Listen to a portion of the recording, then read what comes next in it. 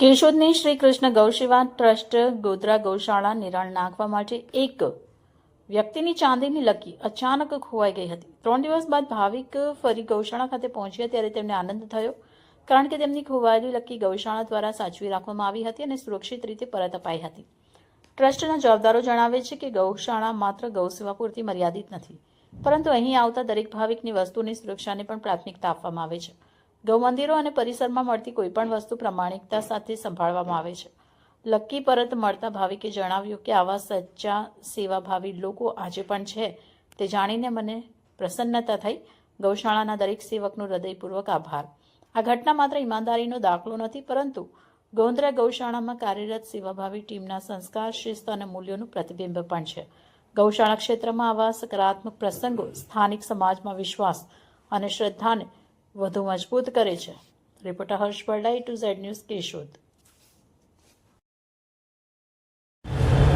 જય જલારામ, જય શ્રી કૃષ્ણ।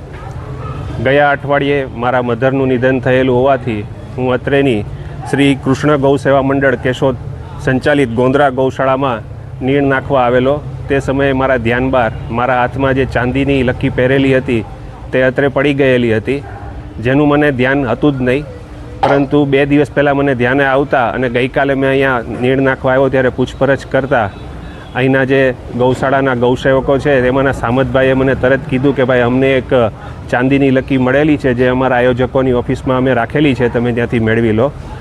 આના ઉપરથી હું ખાલી એટલું જ કહેવા માગું છું કે માણસના કપડાં મેલા હોય તો તેના ઉપરથી માણસનું મૂલ્યાંકન ના કરવું। જે માણસ મનના મેલા છે તેનાથી ચેતજો। આ એનું એક જીવતું જાગતું ઉદાહરણ આજના સમયમાં જોવા મળેલું છે કે સમાજની અંદર હજી આજે પણ પ્રમાણિકતા અને ઈમાનદારી છે, જે આ સામતભાઈએ સમાજમાં દ્રષ્ટાંતરૂપે પૂરી પાડેલી છે। હાલના સમયમાં મારા મધરનું નિધન 4 તારીખે થયેલું હોવાથી આ વસ્તુ કરવી મારા માટે વ્યાજબી નથી, મીડિયામાં આવવું કે આવી કોઈ જાહેરાત કરવી, પરંતુ સમાજની અંદર દ્રષ્ટાંતરૂપે આવા એક નાના વ્યક્તિએ પોતાની ઈમાનદારીનું જે પ્રમાણ રજૂ કર્યું છે અને મારી જે ચાંદીની લકી ગુમ થયેલી હતી મારા ધ્યાન બહાર, અને મેં ખાલી રજૂઆત કરતાં કે તમને મળી હોય તો ધ્યાનમાં રાખજો, તો મને તરત એમણે પરત કરેલી છે, જેની કિંમત અંદાજે હાલની તારીખે 15,000 થી 20,000 રૂપિયા જેવી છે, જે જાહેર કરવું જરૂરી છે અને સમાજમાં આવા લોકોની કદર થાય એ જરૂરી છે। માણસ નાનો છે કે મોટો છે મહત્ત્વ નથી, પણ તેની દાનત કેવી છે અને તેનું મન કેવું ચોખ્ખું છે એ જાહેર કરવા માટે જ બસ ખાલી આ જાહેરાત આપું છું, બાકી મારો આમાં કોઈ અંગત સ્વાદ નથી। જય જલારામ, જય શ્રી કૃષ્ણ।